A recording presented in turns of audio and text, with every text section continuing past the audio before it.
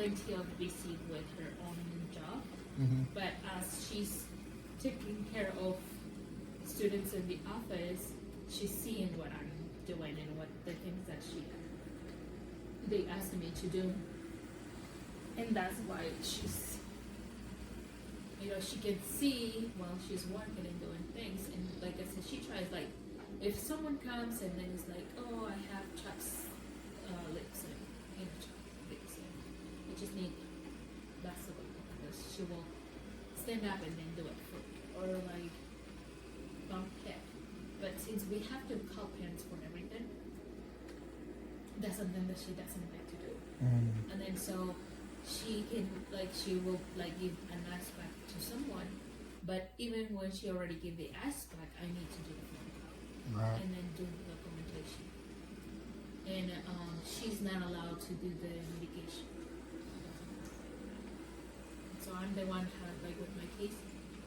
I have the keys to open get the medications, because all those controlled medications, just me and Sister Megan have keys for. So no one else is, except her and me, allowed to get the medications. So what? Just going in circles. Why? It's broken.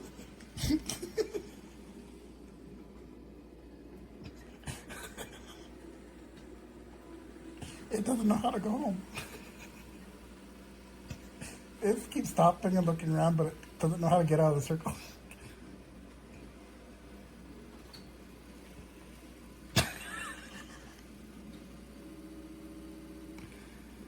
Oh, it was so close to a good product.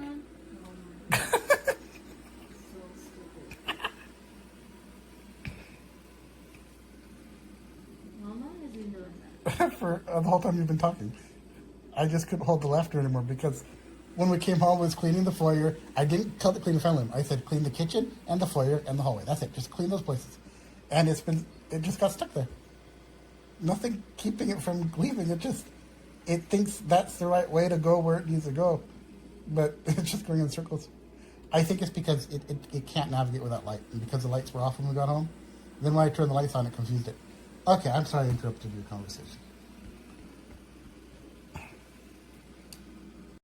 Alright, this is our shark vacuum, which I love. We have the 60-day capacity one, which means that you can keep the little canister here with your stuff that it vacuums up for 60 days before you have to empty it out. To empty it out, you just push, there's a little button right here. It kind of blends in on purpose, and then it pulls out and you just take it to the trash can. This says it's charging and that it is plugged in. Comes with a fun little app. Our one down here, we have one upstairs and downstairs, but you can set it, it's on normal right now. You can also set it on Eco or Max. We have it on a timer where it cleans at a certain time every day, but it's fairly quiet. It does not have a mop vacuum, but it does get things pretty well, and then it keeps it at the back here, and then it will tuck it into this part, which is a little bit loud, but we love it. And I love the white feature, and I love how just kind of sleek it is. And then I can tell it to go. It sometimes takes a hot minute to go back to the dock once it does have a find your robot. If it robot gets stuck, it'll kind of ding and tell you how when you use your phone, you can call it, but it'll kind of find its home and set itself back up. But this is the shark vacuum. We love it. It's straightening itself up. And like I said, the part where it takes all the stuff out that it just cleaned up is the only part that's just very kind of loud and annoying, but it's for like 2 seconds and then it's done. I don't even know if it cleaned enough to do that, and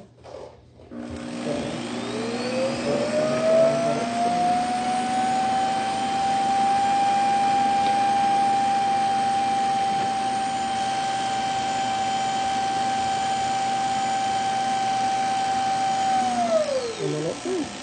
Ready for the next one. So check it out.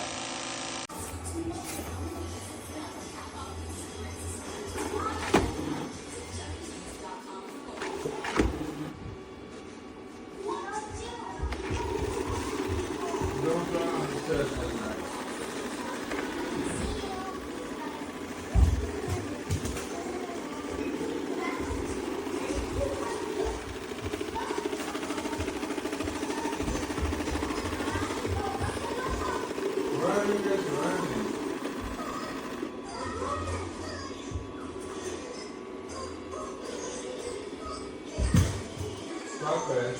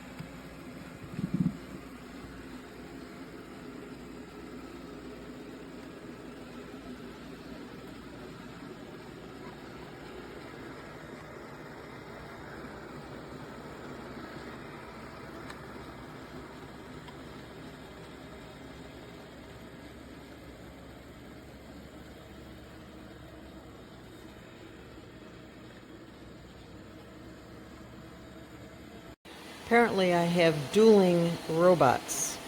There goes the Roomba. There goes the shark. The shark's been caught in that back corner of the dining room for a good 15 minutes now. The Roomba, on the other hand, is escaping down the hallway. Oh, going into the room over there. But it frankly does a much better job.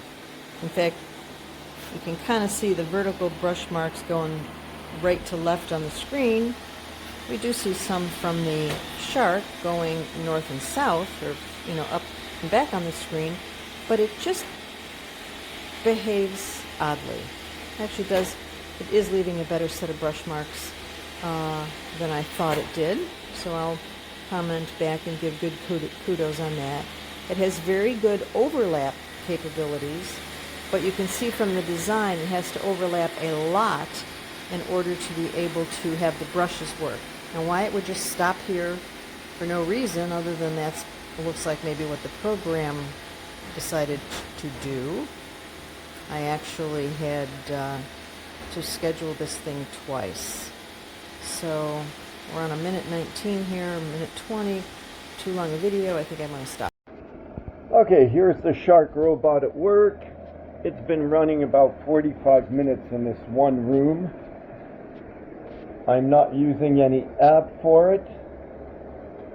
However, I notice already that it isn't picking up very cleanly, at least not on my rug.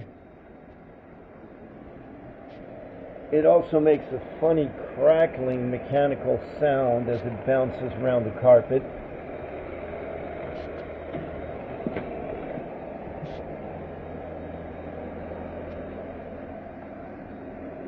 And while it seems to follow straight lines, I've noticed most of the time it'll stop somewhere, spin around on itself, decide to go another way, then turn back again.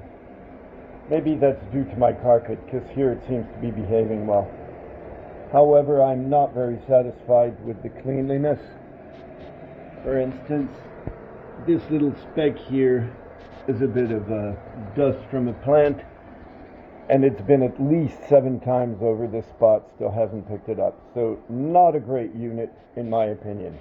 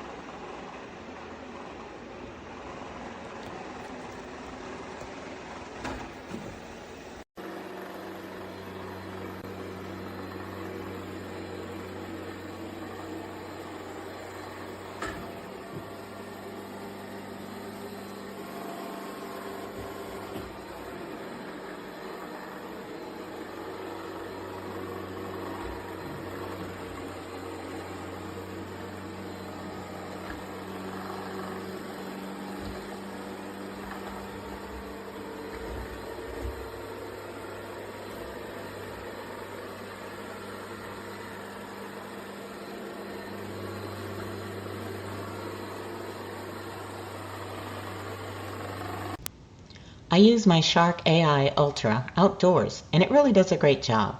I know it's not recommended to do it outdoors, but I do it anyway. The hardest thing is getting it to map the space correctly. It works well for not falling into the pool most of the time. It did get stuck at the concave corners where I had to pick it up and set it down again. So I did pick it up again, pick it up and put it down. But the real issue is that it doesn't know where the end of the yard is. So I used construction paper to create a wall.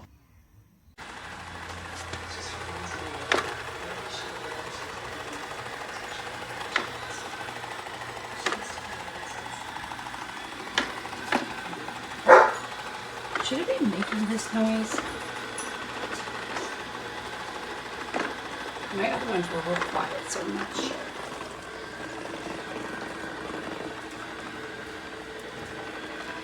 And this is stuff just got today. It's the first one. I never heard one make this noise.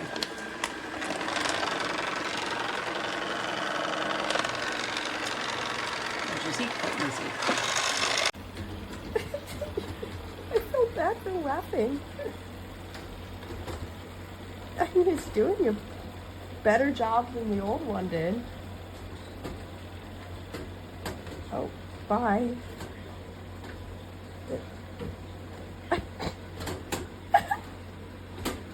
Oh. You done? Okay. Oh. All right. Where's it going, Cleo? Where's it going?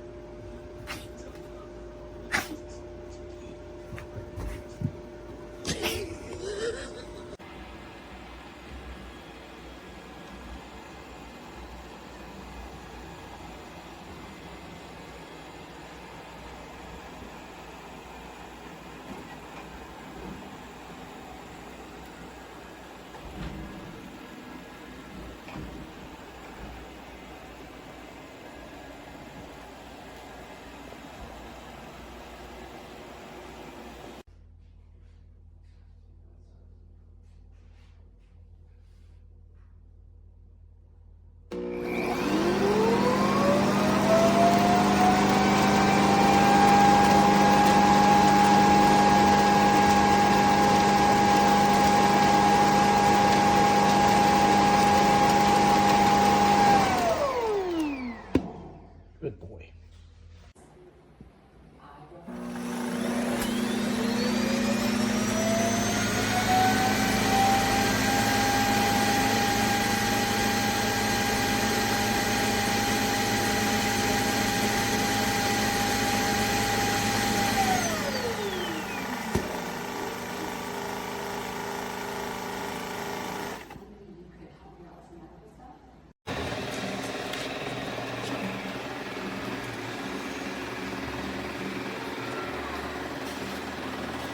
No, Kylo.